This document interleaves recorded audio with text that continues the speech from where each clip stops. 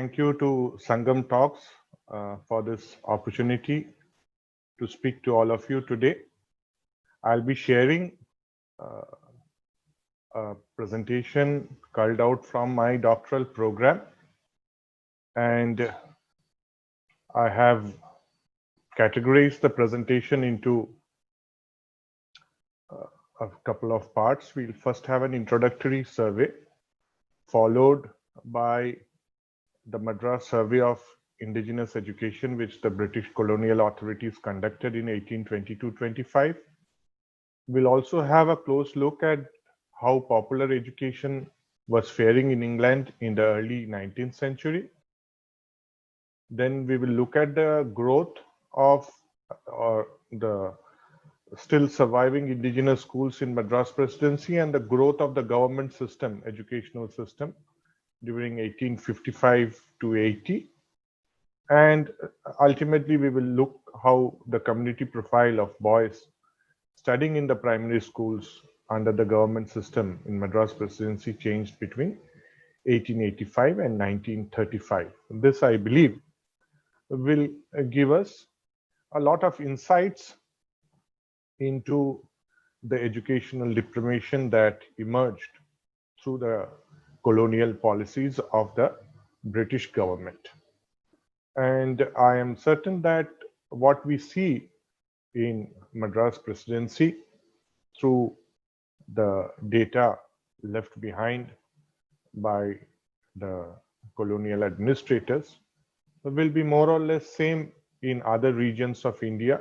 In Bengal Presidency, in Bombay, similar surveys were done there also.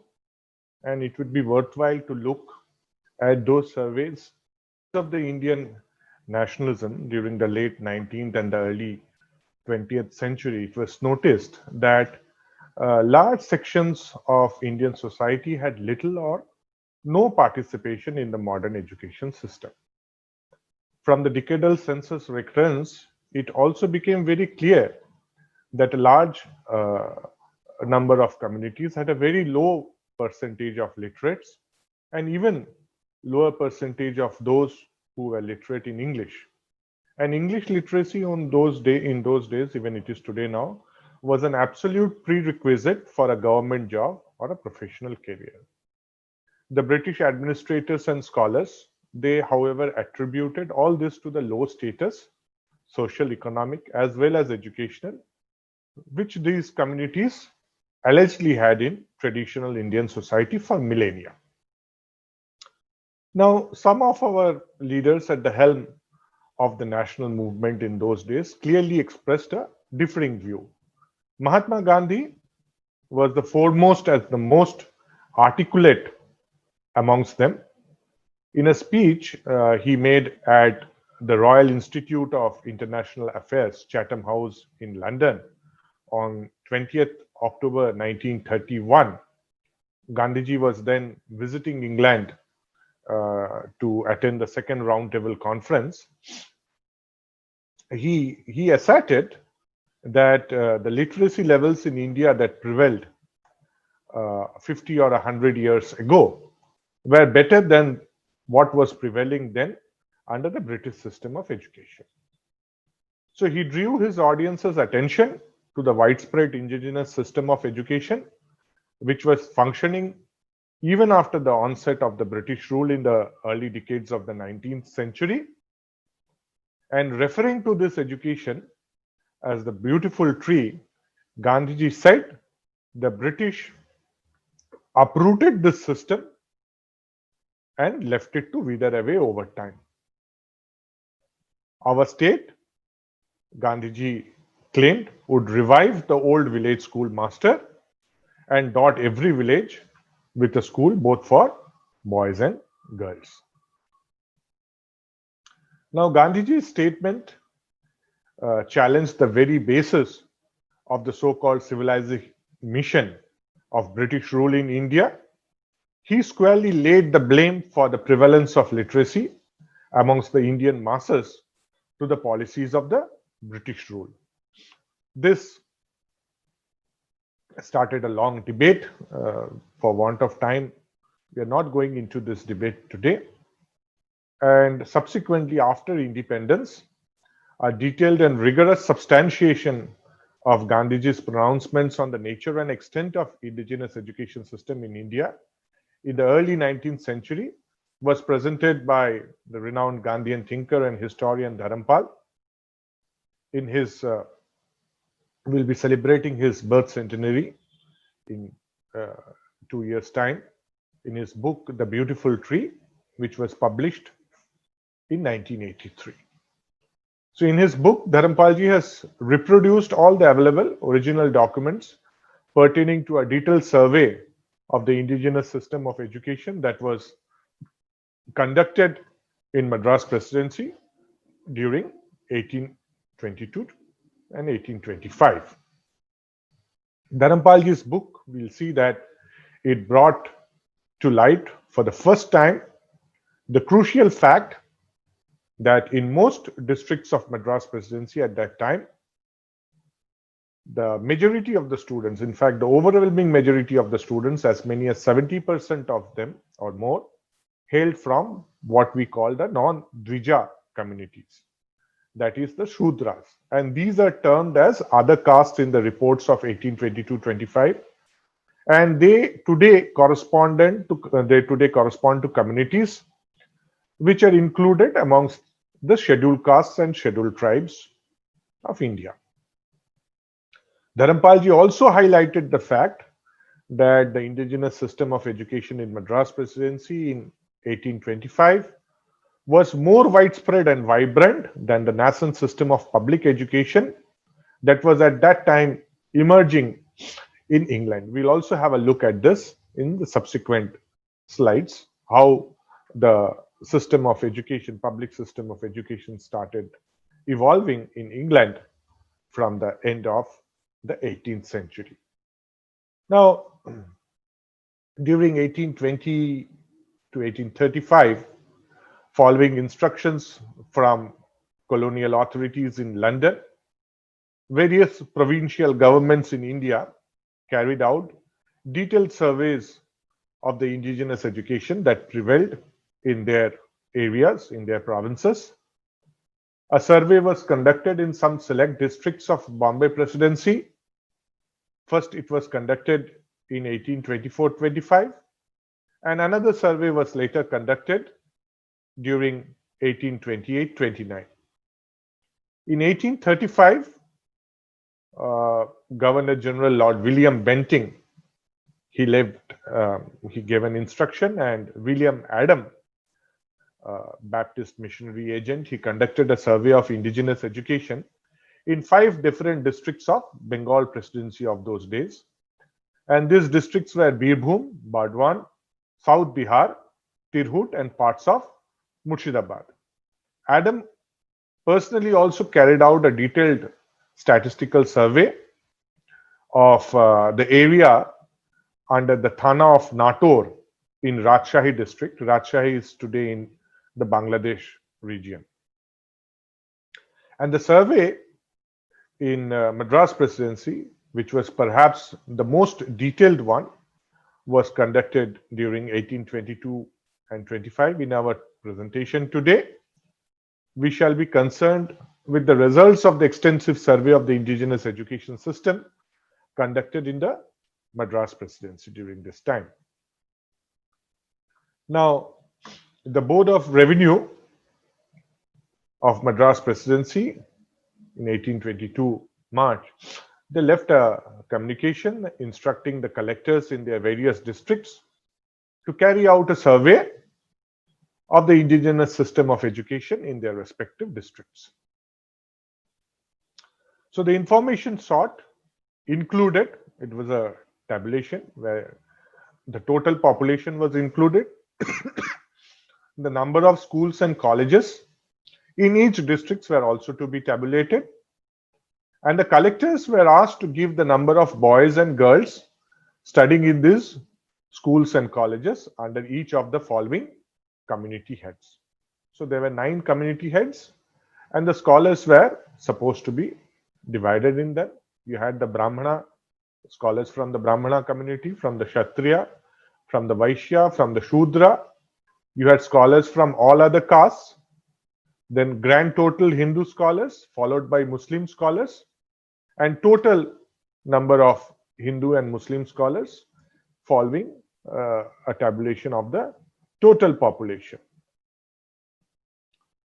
So now from the 1822-25 survey, we see that there is no clear specification as to what was meant by the category of all other caste. It was perhaps left to the discretion of the various district collectors to include under this category, I think, all those who, as per their sources of information, did not come under the traditional Varna classification, and it must have included most of those who are classified today as scheduled castes and scheduled tribes.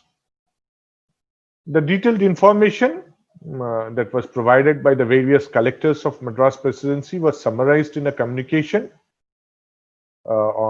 dated 21st February 1825 from the Board of the Revenue to the Chief Secretary to the government at Fort St. George in Madras. Now, some of the data of this survey, including extracts from the minutes of Thomas Munro, who was the governor of Madras at that time, got published as part of the House of Commons paper. In volume 9, it was included in 1831-32. However, we see that the detailed district-wise data on the community profile of students, it was neither published in any government reports nor in any scholarly investigations on the subject till the publication of The Beautiful Tree by Dharampalji in 1983. Now, you see, here it's very interesting to look at the minutes by Governor Sir Thomas Munro on the results of the Madras survey.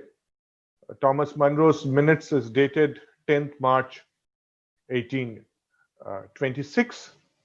He writes, "It is remarked by the Board of Revenue that of a total population of 2.5 millions, there are only about 1,88,000 or 1 in 67 receiving education. This is true of the whole population, but not as regards the male part of it. So half of the population will be male, and if we reckon the male population between the ages 5 and 10 years, which is the school going age, then the period in which the boys will generally be school is assumed to be at 1/9 of the total population, of the total male population, or 1/18 of the total population. So it will give a figure of about 7 lakh odd number of boys of school going age. And if all the males above 10 years of age were educated, that will be the number. But the number actually attending the schools from the surveys is found to be 1,84,000, or little more than 1/4 of that number. So Munro estimates that. I am, however, inclined to estimate the proportion of the male population who receive school education to be nearer to 1/3 than 1/4 of the whole, because we have no returns from the provinces of the numbers taught at home. This is very important, of the numbers taught at home. In Madras, that number taught at home is about 5 times greater than that taught in the schools.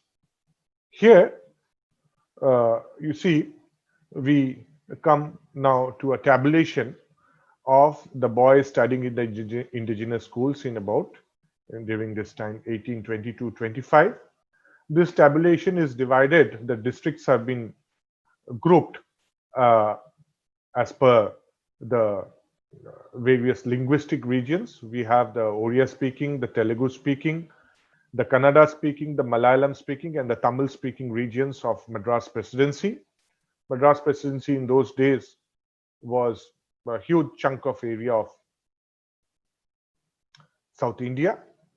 And here we find that there were about close to 11,500 schools, and there were about 150,000 students studying in this 11,000 odd schools spread across the length and breadth of the presidency. And in the last column, we have tabulated the percentage of boys belonging to the age group of 5 to 10 years who are receiving education in the schools. This does not include the number of boys who are being taught privately at home. Now, I'll just tell you or give you the brief description of the linguistic regions of Madras Presidency. The Oriya-speaking region of Madras Presidency comprised of the lone district of Ganjam. The Malayalam-speaking region comprised of, again, of the district of Malabar. Visakhapatnam, Rajahmundry, Machilipatnam, Guntur, Nellore, and Kadapa districts, they constituted the Telugu-speaking region. Bellary and Srirangapatnam, they comprised of the Kannada-speaking region.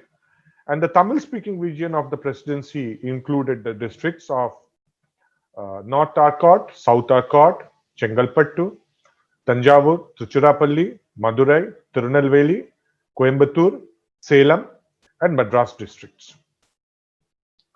So this table clearly shows that the percentage of boys of school-going age who were studying in schools in Madras Presidency as a whole turns out to be about 21.5%, as we have tabulated here. The table also shows that the percentage of boys of school-going age who were studying in the schools in the Tamil-speaking region of Madras Presidency was about 25%. In Telugu-speaking, it is 17%. In Malayalam-speaking, it is about 24%. In Oriya, it is 16%. In Kannada, it is about 13.5%. The data summarized in this table presents a complete different picture. See, as regards the community participation, which we will look at now in this table. Okay, as regards the participation by various communities in the indigenous education system, it shows that all sections of the society were being instructed in the schools. In fact, the majority of the students of the districts were from the non-Dvija. So the non-Dvija Hindus, they comprised, if we see of the Sudras and the other castes, they constituted about 65% or nearly 2/3 of the students studying in the schools. So in the Telugu-speaking districts, they were about 39%, but they were much higher at 54% in Malayalam-speaking Malabar. In Oriya-speaking Ganjam district, they were about 64%. In Kannada-speaking Bellary and Srirangapatnam, they were about 74%. But in the Tamil-speaking region of Madras Presidency, they were overwhelming 77% of the total student population. This is something very, very interesting. Now, another crucial fact that emerged from the reports of the various collectors was that there was almost a parallel system of education where the children were educated at homes. However, it was only the collector of Madras district, LGK Murray, who gave detailed information on the number of boys who were so instructed at home. And according to Murray, we'll see in the next table, there were about 5,500 boys who were studying in 322 schools of Madras districts, but there were more than 26,000 boys who were being instructed at homes. So the number of boys who were instructed at homes in the district of Madras were nearly 5 times the number of those who are instructed in the schools.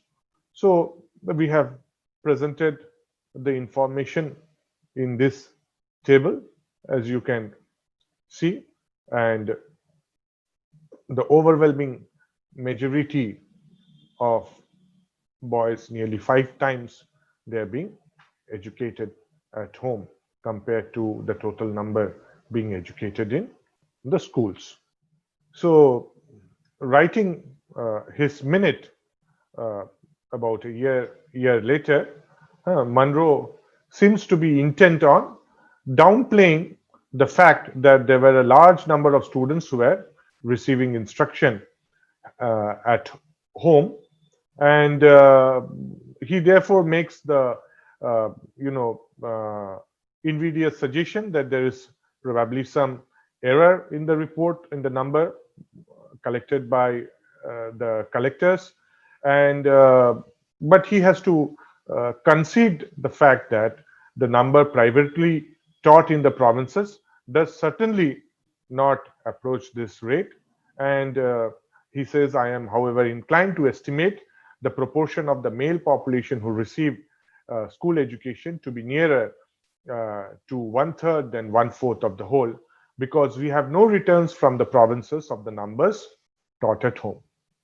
Now, even this is what Monroe is saying, but today, even if we assume that the number of boys instructed at home was on the average only about twice the number of those instructed in the schools, as it was the case for all the communities in the case of Madras district, then it would result that nearly 2/3, or around 65% of the boys of school going age, that is boys between the age 5 and 10 years, would be under instruction either in the schools or at home, instead of the 1/3 that's suggested by Monroe.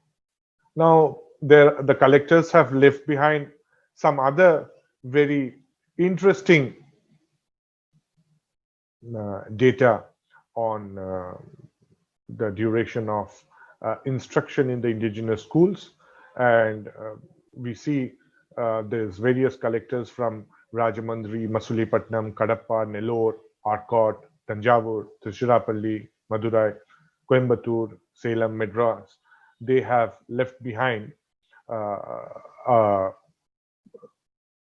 tabulation showing the average duration of schools is between 5 and 8 years in most of the districts. There were also, the collectors have left behind data on the institutions of higher learning, in Madras Presidency during the same period. And this tabulation tells us that there were about 1,094 colleges or institutions of higher learning that were functioning around Madras, in and around throughout the length and breadth of Madras Presidency. And in these 1,094 colleges, there were about 5,431 students, pupils studying in these various colleges. And in this table, we have tabulated the interesting fact that tells us what were the different subjects that were taught under the private tutors in Malabar. Dharampalji has left behind this very interesting data on higher learning that was happening privately in the district of Malabar, in the house of the senior scholars. And we see that in this table, we see that there were about 195 Shudra students and 510 students from other castes who were studying astronomy in the homes of the private tutors. Okay, there were about 1,500, 1,600 students who were studying in various subjects under private tutors in the Malabar district. Now, when we consider this data with what was the scope of popular education in England and Wales, the comparison becomes very interesting. I will offer my first quote from the 1855 edition of Encyclopedia Britannica, volume 8, page 746. So I quote, popular education in England is almost entirely the creation of the present century. This is 19th century. Before 1801, the total number of public and private schools was only 3,363. In 1851, there were about 44,836 schools. So the expansion in the school system was actually in the first half of the 19th century. So if we go back to the history of the popular education movement in England and Wales, we find that in 1781, again from Encyclopedia Britannica, Mr. Rykes of Gloucester with difficulty collected the first Sunday school. And in 1851, they numbered 23,000 odd.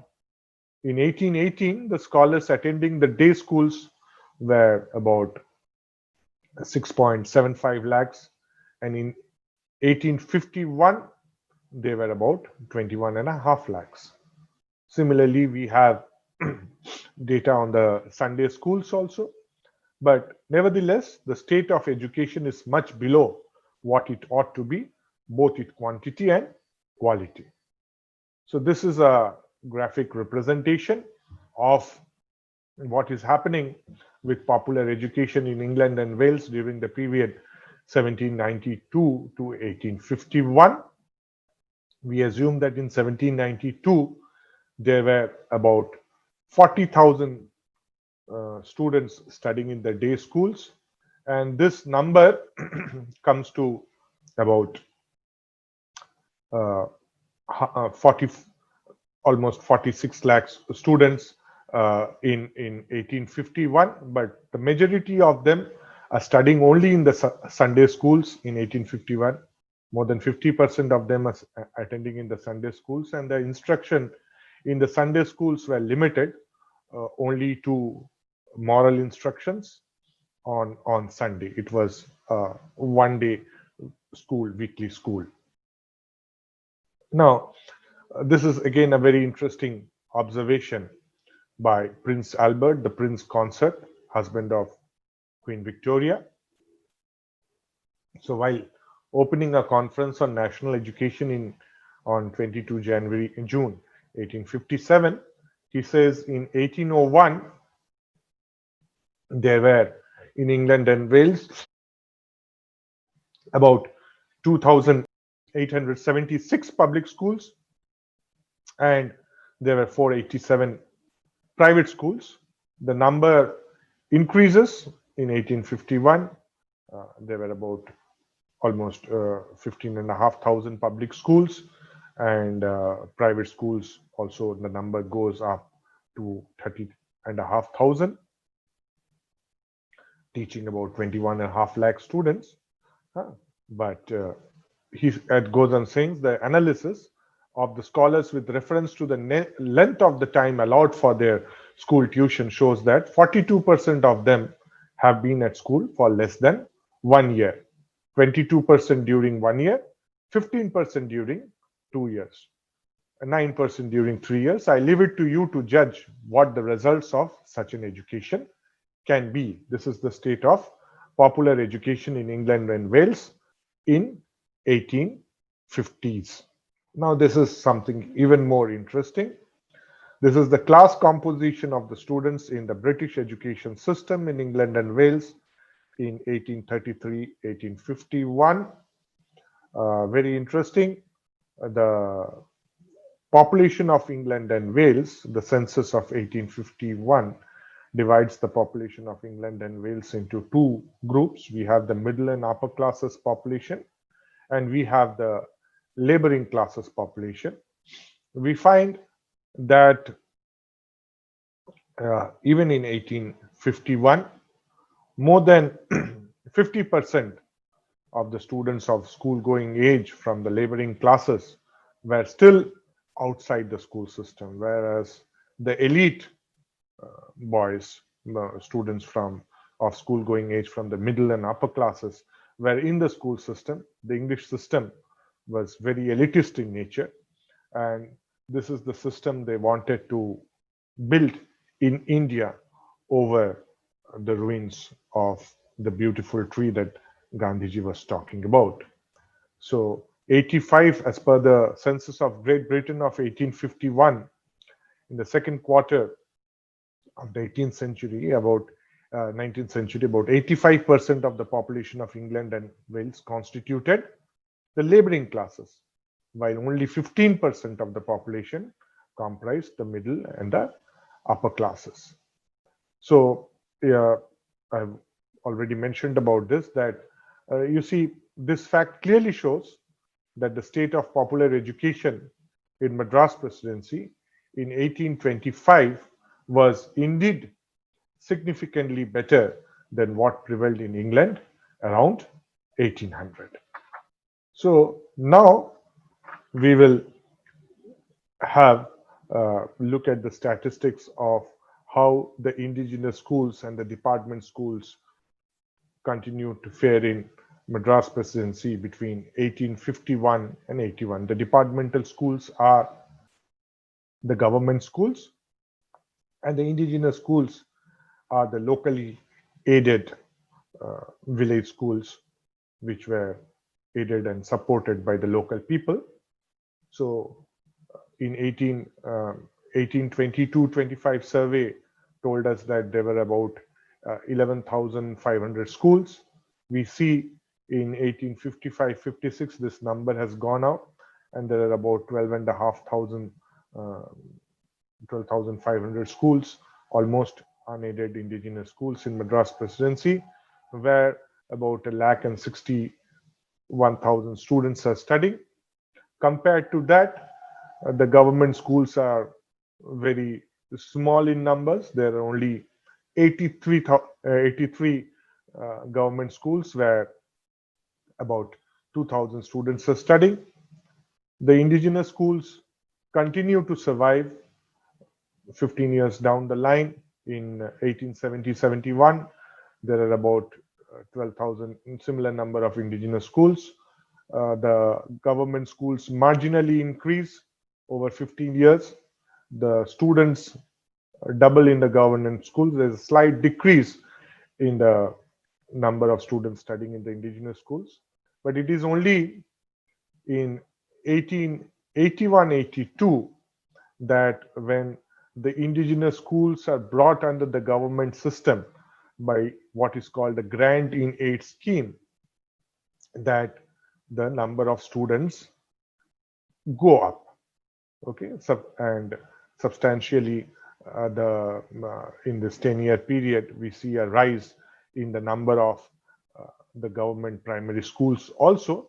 But interestingly, the indigenous schools, almost 3,000 indigenous schools, continue to survive towards the last decades of the 19th century, with more than 500,000 students still studying in them. Okay, so it is estimated that in 1881-82 there were about 11,264 indigenous schools, where about 239,000 students were studying. Of this, 8,436 schools were brought under the Directorate of Public Instruction during the previous decades, and 2,800 indigenous schools still survived outside the departmental system. And this fact, that the indigenous schools, which contributed in a major way to the expansion of the governmental education system, was also acknowledged by the report of the Madras Provincial Committee to the Education Commission of India in 1882. So if the quotation is, it appears from these two statements that 8,436 schools of an indigenous characters with about 185,000 people have been brought into connection with the department. The great increase in the number of schools connected with the Department of Education has been due mainly to the gradual absorption of such indigenous schools. So here in this table,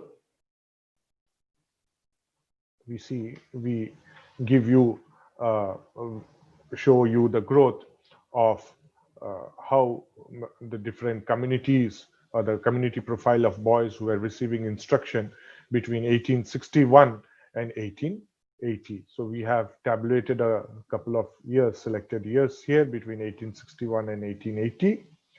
And we see that these are the total number of students who were studying in the various, you have the, we don't have the numbers for the students belonging, separate numbers for the student belonging to the scheduled caste and scheduled tribes before 1872-73.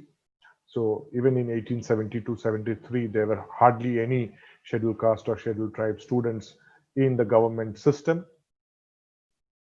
Okay, it's only we see that after the incorporation of the indigenous schools in Madras Presidency, that this number will go up.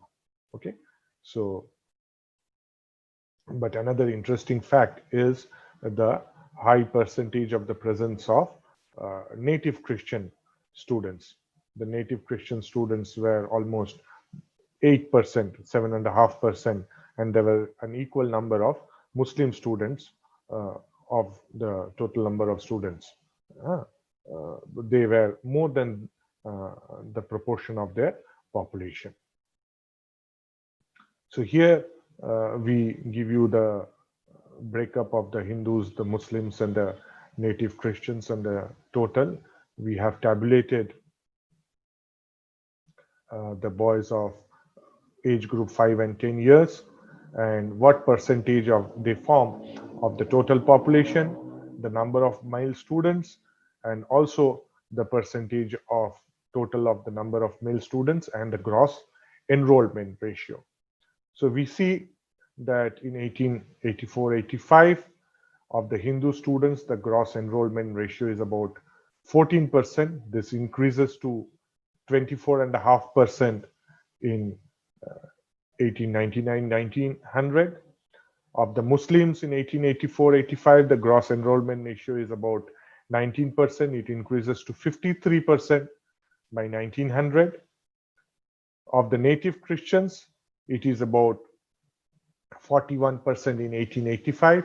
It goes up to 59% in the 1900s.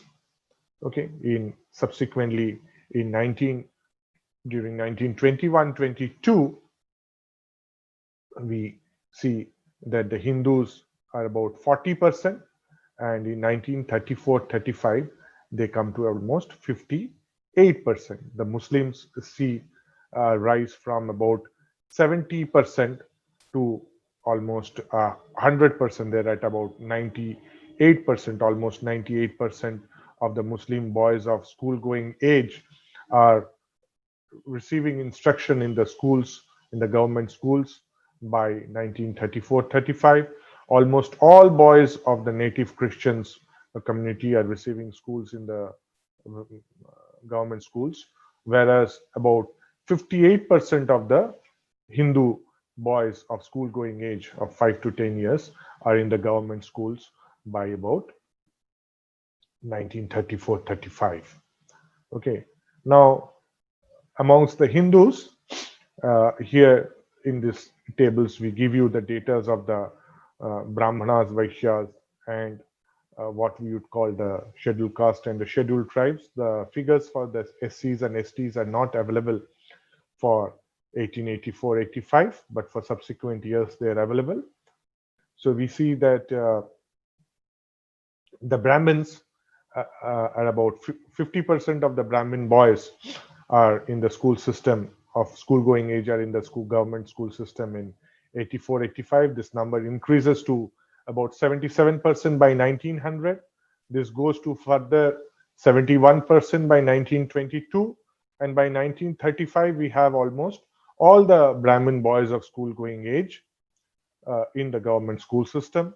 Of the Vaishyas and the Shudras, it's about 17% in 1884-85. This increases to about 26% by 1900. Then this goes to about 41% by 1921-22. And subsequently by 1934-35, we see about 57% of the boys of school-going age from the Vaishya and the Shudra communities are in the government education system. Of the scheduled caste communities, it is about 11% in 1900. This goes up to 30% in 21-22 and about 52% in 35. Of the scheduled tribes, it's again about 11.5% in 1900, about 28% in 1922, and in 1935 we see that about 89% of the boys of school going age from the scheduled tribe communities are in the school going age, of the total school going age attending school. So what we saw there, that there was a notable increase in the gross enrollment ratio in primary education during the first few decades of the 20th century, as reported by the various report of the DPI. DPI is the Directorate of Public Instruction. For instance, the aggregate GER of the boys of school studying in primary schools, they were reported to be about 63% in 1935 compared to the level of 27% in 1900. Of the Vaishya and the Shudras, the GER, and of the SCs and STs, we see that it was about 56, about 57%, 52%, and almost 89% respectively in 1935 compared to the levels reported in 1900. However, the data on the enrollment of students in primary schools do not give us the correct picture of the number of students receiving an adequate basic education. This is mainly because of the fact that a vast number of the students did not study for full 5 years in the government primary schools. These reports of the DPI do not give regular data on the average number of students, average number of years that each student studied, or the dropout rates, though there are various estimates which show that the dropout rates were more than 80% between class 1 to class 4 in the 1920s.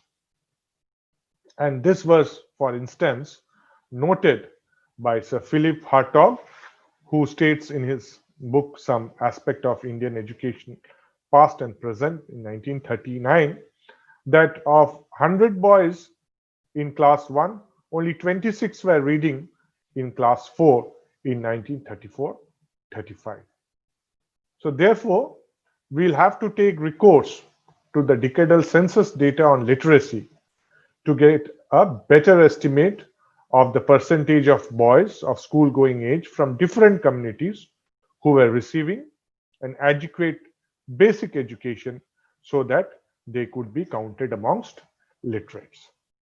So this is the level of male literacy from the decadal census we have tabulated the 6 census years from 1901 to 1950. We have given the general literacy and we have given the male literacy.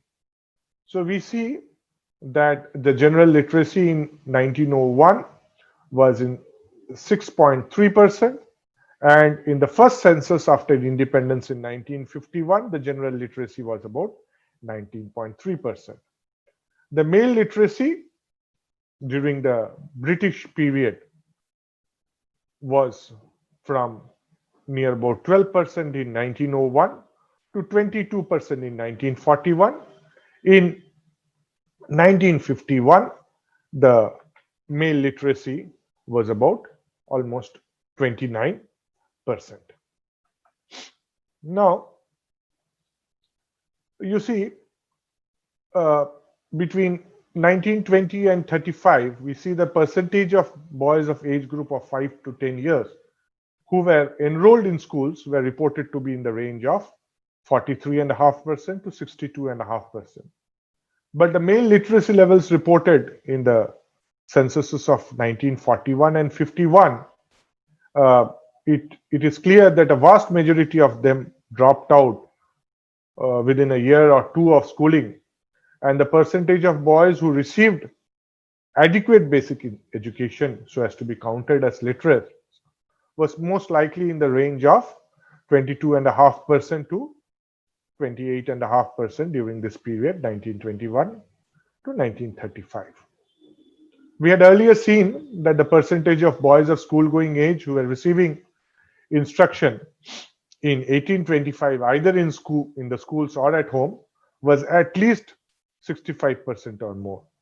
And hence, as was claimed by Mahatma Gandhi in his 1931 speech, Chatham House speech in London, the presidency of Madras was clearly more illiterate in the 1930s than it was 100 years earlier in 1820s. Now, we'll again take recourse to the decadal census of 1921, and we will see the census, the male literacy by religion in Madras Presidency in 1921. What we see here is that in 1921, the general literacy in Madras Presidency was about 8.57%, and male literacy was about 15.22%. Hindus' general literacy was 18.28%, and male Hindu literacy was about 15%. The Muslims were, general literacy for Muslims was at 9.38%, and for Muslim males it was 17, almost 17.5%. For Christians it was very high. It was almost 18% general literacy and 23.5% male literacy in the Christian communities. Now, here we have tabulated a few communities who had male literacy of about 30% in 1920, and these communities had male literacy of more than 30%. In 1930, we have the Brahmin communities, the Kannada, the Malayalam, the Oriya Brahmins, Tamil and Telugu Brahmins. And then we also had the Chetti, the Komati, Arya Vaishya, the Nayar communities. Between 15 and 30% in Madras Presidency male literacy in 1921. We have the Agamudians, the Ambatans, the Balija, the Devanga. We have the Indian Christians, native Christians. Then we also have the Kaikolan, Sengundar, Senguda Kshatriya, the Kallan community, the Kammalan, the Kamsala, Panchala, Tamil and Telugus, the Labbai Muslims had a male literacy of 30%. The Nadars had a male literacy of 20%. We had the Saleh, the Tiyan, the Vaniyan, Vaniya Vaishyas, and the Vellalas even had a male literacy of 24%. Now, these are the communities which had a male literacy between 7.5% and 15% in 1921. Here we had Ambalakaran, we had the Yadavas, Iluvan, Kalingi and Kalinji, the Kamma, Kapu, Kusavan, Mangala, the Muslim Mapila, the Maravan, the Vaniya Kshatriya, then the Telega and the Vandan community. Then below 7.5%, there were several communities. We have tabulated some of them here as per the decadal census of 1921. We had the Billava, the Boya, the Gammala, the Golla, the Idiga, Kuravan, Mutracha, Ode, Sakala, Para, Velamma communities. And then we have male literacies of the scheduled caste and the scheduled tribes, which were very abysmally low levels of male literacy, as can be seen. We have tabulated the male literacy of some of the scheduled caste, the communities. The scheduled tribes as a whole had a male literacy of less than 0.5%, and for the scheduled caste, the male literacy was never more than 4%. So now we see that, you see, in this presentation, we have traced the changing community profile of boys studying in Madras Presidency during the period 1822-25. It is seen, you see, the 1822-25 survey of indigenous education has certainly showed us that there was a widespread, very widespread system of schools for the education mostly of boys. And according to this survey, that we find that there were 1.5% of boys of school-going age, that is, boys of 5 to 10 years, were getting educated in the schools, and a large number of students were instructed at home. The then governor Thomas Munro, he estimates that about one-third, or 33% of the boys of school-going age were undergoing instructions either in the schools or at home. But the available data on the percentage of boys being instructed at home, what we find from the data left behind by the collector of Madras district, we find that at least two-thirds, or 65% of the boys of school-going age were studying either in the schools or at home. The survey also showed that the overwhelming majority of the boys who were studying in the schools, they hailed from the non-Dvija communities. In the presidency as a whole, more than half of the students were Sudras and 15% were from other communities, namely what we would now include under the scheduled caste and scheduled tribes. And the share of non-Dvijas was much higher at over 75% in the Tamil-speaking region of the presidency. It is seen from the annual reports of the DPI, Department of Public Instruction. It's recorded that by the turn of the century, that is by 1900, about 27% of the boys of school-going age were studying in the primary schools, and their enrollment ratio is reported to have gone up to 44% by 1920-21 and further to 63% by 1934-35. However, it is also reported that in 1920, more than 80% of the boys dropped out between classes 1 and 4, and these enrollment figures do not give a picture of what percentage of boys received adequate education so as to be classed as literates. And the census of 1941 records that male literacy in the presidency was only around 22%, and this should be taken as a better indicator of the percentage of boys who were receiving any sort of adequate basic education so as to be counted as literates in the early decades of the 20th century during the British rule. And comparing this with the much larger percentage of boys who were reported to be receiving basic education in Madras presidency in 1825 under the indigenous system, we see that the claim made by Mahatma Gandhi in his lecture in 1931 that India was then more illiterate than it was 100 or 50 years ago seems entirely justified. Now, the data on community profile of students in primary schools show us that by 1934-35, almost all boys of school-going age among the Christians and the Muslims were studying in primary schools. The same was true of the Brahmins among the Hindus, but only around 57 of the Vaishya and Shudra boys of school-going age and 53% of the scheduled caste boys of school-going age were enrolled in the primary schools. And given the high dropout rates, the actual percentage of boys of these communities who were receiving adequate basic instruction would have been really small, much smaller. And we get a much more adequate picture of the level of access to basic education among different communities from the decadal census data on the levels of male literacies achieved by various communities. The 1921 census tells us that 24% of the Christian males and 70% of the Muslim males were literates. The Hindu Brahmin male literacy was much higher at 59%. However, there were several jatis and castes, many of them classed under the backward classes today, who recorded levels of literacy much lower than the average male literacy of 15%. In particular, most of the jatis which are classed under scheduled caste today's reported male literacy levels below 5%. The scheduled tribes as a whole reported an abysmally low literacy level of 0.4%. So we see that nearly after 100 years of English education system, around 1935.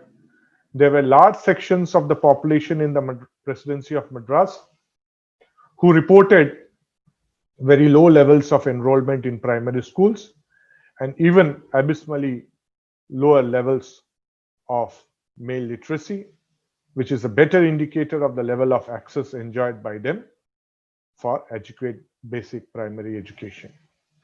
This situation persisted till the end of British rule in 1947, and it continues to be one of the major issues, major challenges that is being attended to by independent India.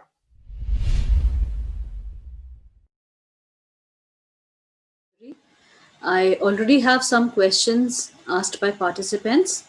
So, Mr. Vinod Kumar asks, what does literacy mean in indigenous education at the time of pre-colonial and two at the time of post-colonial at post-colonial time, and C, government education at British time? This is the question. Well, indigenous education, we do not have a literacy data on the indigenous education, so to say, but we see from the various records left by the various district collectors of Madras Presidency that on an average, students studied for about 5 to 8 years in the indigenous schools, and they were instructed in reading, writing, and arithmetic in all the 3 years, so as to be counted as literates. And once the decadal census started, the first census of India was conducted in 1871, and subsequently every 10 years the census was done, and people who could write their names, who could sign their names and speak, had a certain proficiency in the language, were counted to be literates. So this is how it was classified between the pre-census time and in the post-census. There is another question asked by Prashant. What were the subjects that students studied in government schools of Madras Presidency?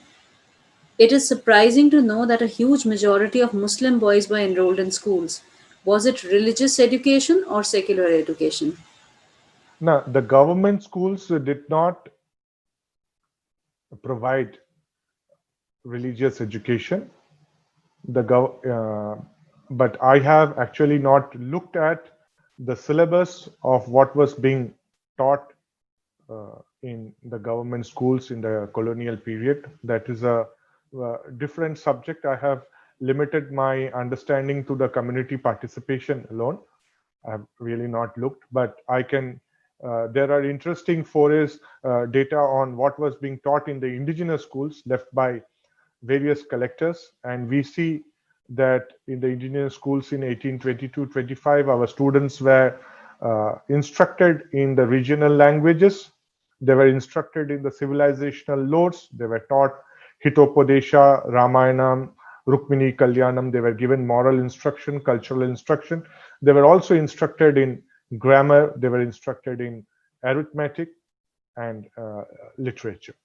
Thank you, Dr. Chaudhary. You've given us a lot of data, very difficult to, consume and absorb in short time. But then 2 points which have really come out. One, as somebody asked about this Muslim, the percentage of Muslim children. Yes. It is really interesting. I have gone through the Discovery of India by Nehru and how in Bengal, they are the Muafi system, I believe, where the original schools were being given a lot of endowments. And that was taken away by the company. And those schools had to be literally shut down because the teachers were without any payment. Yes. That is how it was there.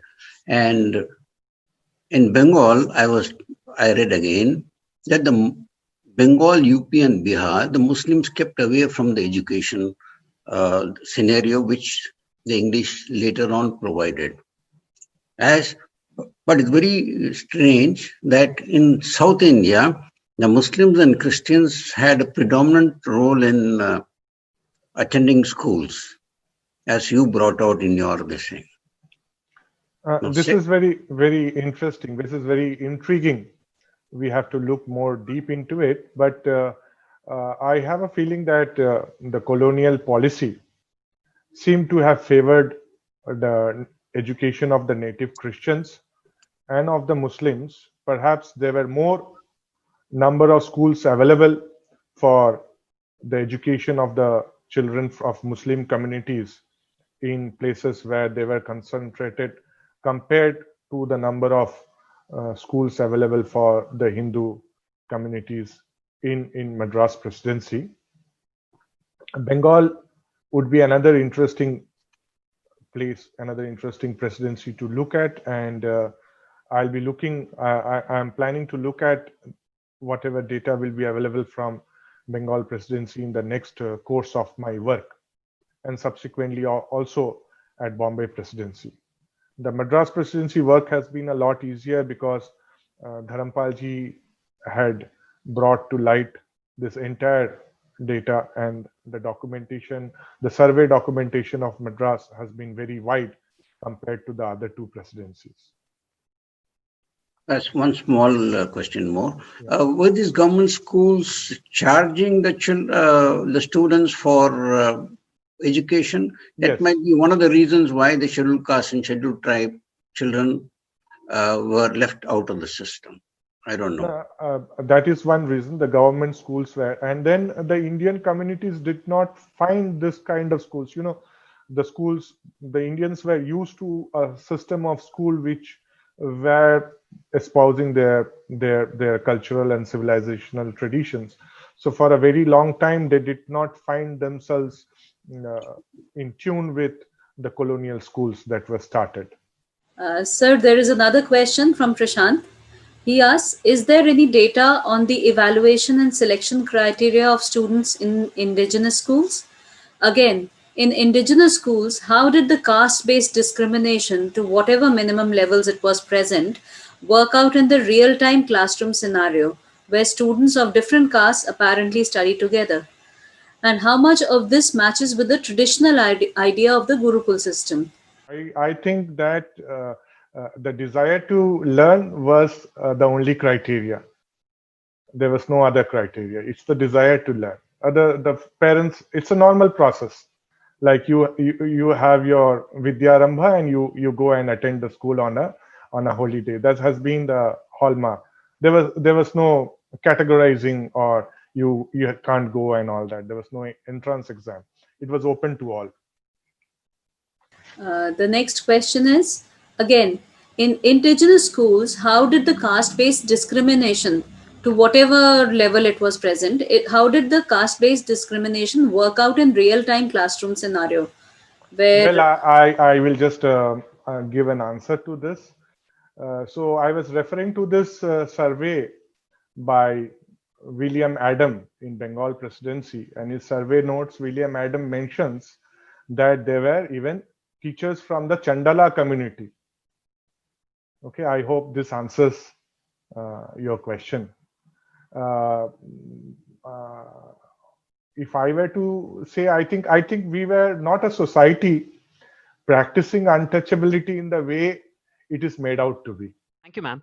So yeah, basically that answers it. But I was just asking, do we have any kind of statistical data which would say that I mean, or any not exactly statistical data, I can say like any data which would say us that whatever we hear from stories of Ambedkar, that within a span of like 100 years there has been so much discrimination, and the data which you present kind of displays a completely contrary picture to that.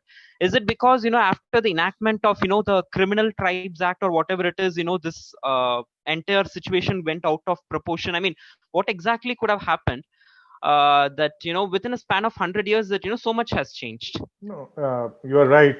Actually, things would have changed in a span of 50 years, and the picture that we see of Madras Presidency in 1822-25 is a very dilapidated system, because by 1822-25, large parts of Madras Presidency would have been under direct British rule for at least 50 years. Most parts of Madras Presidency would have been under British rule for about 50 years, and there would have been no support for the local society to thrive. So this process would have started by, say, 1750 in Bengal, and by similar time in Madras, and by 1800 the process would have wreaked havoc in most parts of India. And then the various colonial policy directives, like, as you rightly pointed out, the enlisting of the criminal tribes and the other colonial policy directives, the criminal laws and all that, they kept huge portions of Indian society away from our polity and very functional polity and its institutions. So when you are away from your resources, I think 50 years or 100 years is a long time. In 5 or 10 years, a community can succumb. Thank you, sir. Just one more question. What I wanted to ask is the indigenous schools that you had, that you were talking about, the subjects that you had listed in the indigenous schools. I remember, if I remember correctly, there were some 5 or 6 subjects. There were astronomy, law, and so on. Yeah, they were in the institutions of higher education. Okay, in the higher education. Yeah, not in the schools. The schools generally had, primary education in the local regional languages. Okay, and in the regional languages, they taught the local literature. They taught our ancient civilizational literature, and they instructed in arithmetic. They taught a bit of grammar, reading, writing, and all that. Okay. So just to add to that, sir, what exactly? Where exactly were the schools? Say, for example, which taught about, say, for example, Shilpa Shastra and things like that, where they're a part of the indigenous, schools, because, quite, say, for example, construction of a temple, which would actually be involve a lot of engineering, or construction of bridges, or, any such activity, which would actually involve, a lot of precise mathematical calculations and all those things. And we had temples being constructed like anywhere and everywhere in India in the ancient times. So there should have been a huge numbers of, indigenous schools which had taught these specific disciplines. Absolutely. So do we have any, what do you say, jhalak of that in the data that we have from 1822? That 1822-25 data does not give that kind of a jhalak. Okay, but as far as astronomy, medicine is concerned, even from Malabar, where Kerala is so rich in Ayurveda, we do have evidence of great many students studying in the colleges, and these colleges were centered around a scholar. Okay, what the larger data that I have presented is about primary education. Not everybody was interested to go for higher education, and higher education was not mandatory either. It was not a modicum for any job or anything. Okay. So this was happening, and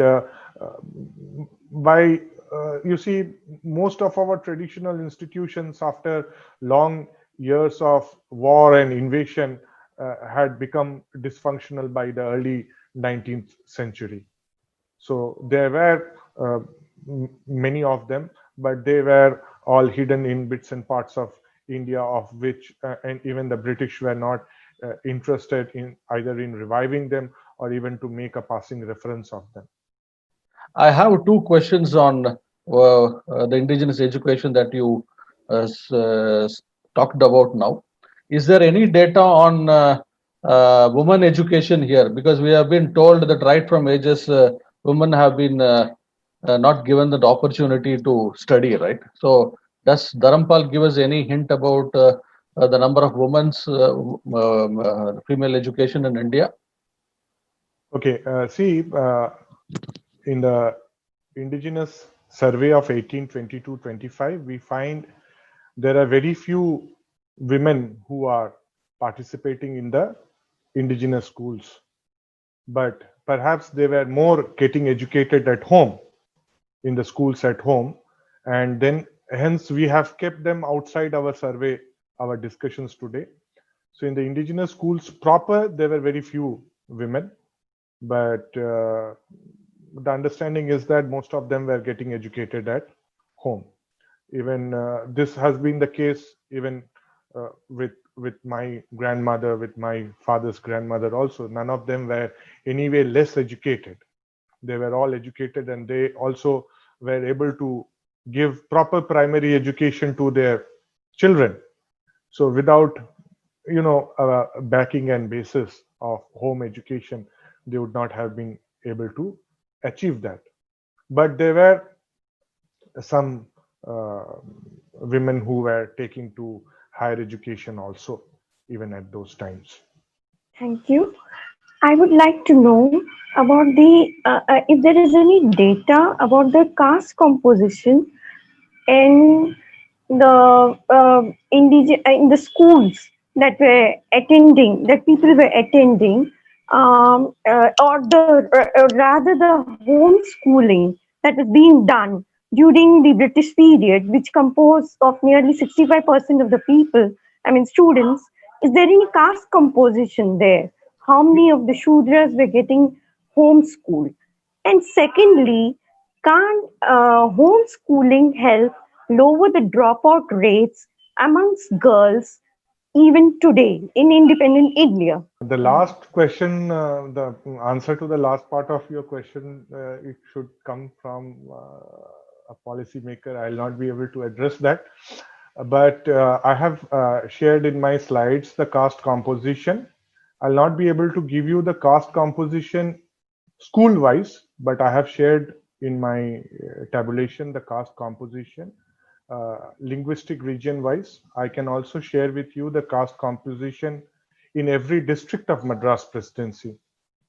If you can leave me your email ID, I'll be able to share with you in 1822-25 what was the caste composition in the indigenous schools in every district of Madras Presidency. I just want to confirm what Professor Chaudhary has said about his grandmother and mother being educated at home. My own mother, I think she studied till 5th or 6th class, but I remember her reading the Times of India back in 1950. Theoretically, she has studied only 5th or 6th class, but she could read the English newspapers, and she's been reading it for the last 50 years. So, and of course, she has taught me English when I was in class 6. So obviously, the teaching at home was definitely a major affair, so far as families were concerned. Yeah. Yes, this was a major component of our setup, about education, societal setup. Thank you. I'm actually teaching history to an IB school, and we don't have a curriculum, so we're researching. It's project based. I've been researching. So the answer to Prashant's question was, by that time, India had several universities of higher learning. Most of it was destroyed during the Islamic invasions. I mean, if you take Takshila and all, they were teaching about 64 subjects. Takshila, Udantapuri, Vallabhi, all those institutions. They were teaching, there were institutions of universities of higher learning to which people from across the world came to India to study. And they were destroyed during the Islamic invasions. Many of the universities were destroyed. By 1800, they were all gone. Just to add on to what Vidyaji just said now, see, Prashant, you might have heard the name of William Jones. William Jones was a very famous Indologist. He was a Chief Justice of the Supreme Court of India in the times of Warren Hastings, and he founded the Asiatic Society of Bengal, which is still there in Kolkata, Asiatic Society. So this William Jones goes to a place called Nadia. Nadia is a district in West Bengal, South Bengal. Nadia is the place from where Chaitanya Mahaprabhu came, Navadvipa. So he goes to Nadia and he finds there is a thriving university in the, this is late 18th century. He finds a thriving university with 1,500 scholars and 5,000 pupils. And they were all studying gratuitously. And he calls it a university. So universities, and this university at Nadia had students coming from several parts of India. You had a similar higher academic enterprise in Varanasi. I believe it was there in Kanchipuram, Ujjain, many other places of India, and these universities survived till almost 1800s, till the once the British colonial rule started spreading its tentacles, and the local support revenue arrangements were taken off, they collapsed. There was nothing that the teachers could earn from to support their livelihood or support the students, and these all collapsed. In fact, the rise of Navadvip has been in the post-Nalanda period. After the collapse of Nalanda, Navadvipa rose. And Navadvipa is also famous for another thing. Navadvipa is famous for Navyanaya, new logic. So there is much to learn. Unfortunately, our textbooks do not speak about this. Our students in schools do not get to know or learn about it. But there is so much that it's not just about staff, and it's not just about the tax system. There is something very insidious that we see happening, and we see that our traditional indigenous schools have been deliberately broken, and the other communities have been favored in the education system, and their traditions have continued to be, like Sunday school and all that, have continued to be kept. So what are your thoughts in it? Can you just shed a little light on this? To add to that, there is another question: that did the British deliberately convert the Brahmins into English education? The British, well, yes, the British needed people to act as their agents, and they were a very elitist system in England. So they obviously cared for the upper echelons of the society, the writing class, and the Brahmins. They were the first to motivate them and take into their jobs, so much so that I think by 1890s, more than 90% of the Indian officials in the British government were all Brahmins. Now, you see, the colonial policy was no favorable policy to India. And Will Duran writes that colonialism has been, the Islamic invasion has been the bloodiest thing. The Islamic invasion of India has been the bloodiest thing that has ever happened in human history. So the colonial thing has deprived India of its civilizational glory. There is no going back on that.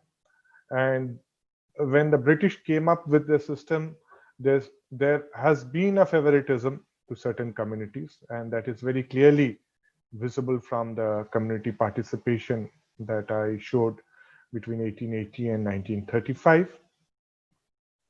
And